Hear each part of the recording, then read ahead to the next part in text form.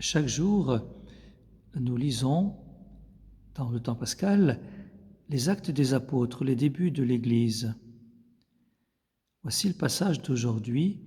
En ces jours-là, la parole de Dieu était féconde et se multipliait. Barnabé et Saul, une fois leur service accompli en faveur de Jérusalem, s'en retournèrent à Antioche, en prenant avec eux Jean surnommé Marc. Or, il y avait dans l'Église qui était à Antioche des prophètes et des hommes chargés d'enseigner.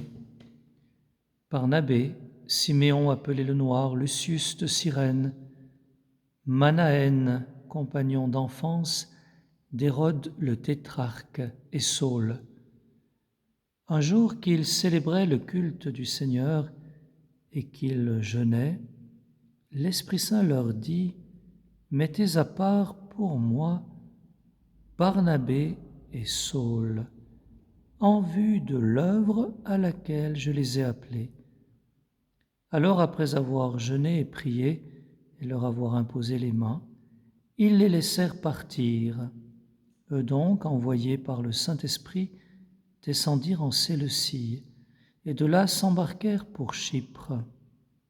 Arrivés à Salamine, ils annonçaient la parole de Dieu dans les synagogues des Juifs.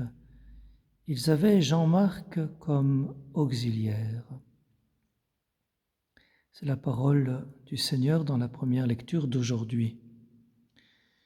Un jour qu'ils célébraient le culte du Seigneur et qu'ils jeûnaient, l'Esprit Saint leur dit: « Mettez à part pour moi Barnabé et Saul en vue de l'œuvre à laquelle je les ai appelés. »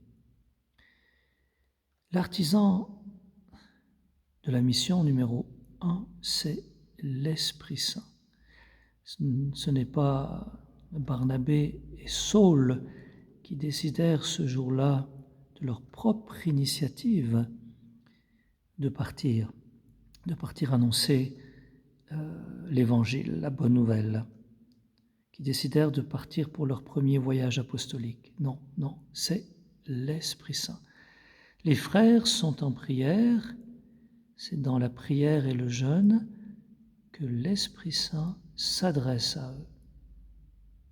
Et après avoir jeûné et prié, et leur avoir imposé les mains, ils les laissèrent partir. Eux donc, envoyés encore une fois par le Saint-Esprit, ils se mettent en route, descendent à Séleucie, s'embarquent pour Chypre et commencent à annoncer la parole de Dieu. D'abord chez les Juifs, à Salamine. Nous sommes dans un temps, bien sûr, très particulier. Je me rappelle qu'à Pâques, dans l'homélie, j'avais pris les paroles de l'archevêque de Montréal, Monseigneur Christian Lépine, qui disait que même en cette période de confinement, l'Esprit Saint reste actif, la mission n'est pas arrêtée. Elle se vit probablement autrement, mais elle se vit d'abord dans la prière. Et même si nous ne pouvons pas aller facilement vers nos frères et sœurs à cause du confinement, l'Esprit Saint agit aujourd'hui encore.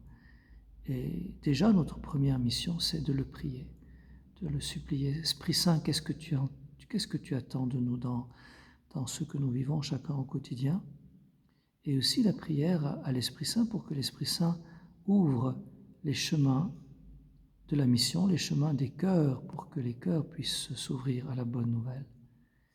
C'est tellement beau de voir ces premiers disciples du Christ dans l'Église nouvellement fondée, de les voir partir sous l'impulsion de l'Esprit Saint. Au fond, ils vivent ce que vivent Jésus dans l'Évangile d'aujourd'hui. Jésus dit, quand il parle, ce n'est pas de ma propre initiative que j'ai parlé. Le Père lui-même qui m'a envoyé m'a donné son commandement sur ce que je dois dire est déclaré. Jésus est l'envoyé du Père. C'est pas lui qui a l'initiative, de nouveau, c'est le Père. Et il dit ce que le Père lui dit. Ce que je le déclare comme le Père me l'a dit.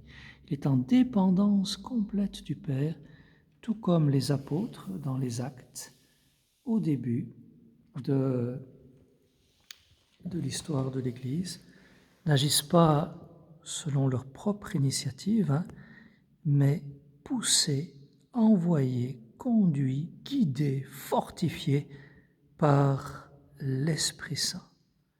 Que l'Esprit Saint lui-même nous guide pour que notre vie soit féconde selon le cœur même de Dieu, et que poussé par lui, quand il le voudra, comme il le voudra, où il le voudra, nous puissions annoncer la bonne nouvelle. Christ est Seigneur, Christ est ressuscité. Bien en communion dans l'Esprit Saint. Belle journée bénie.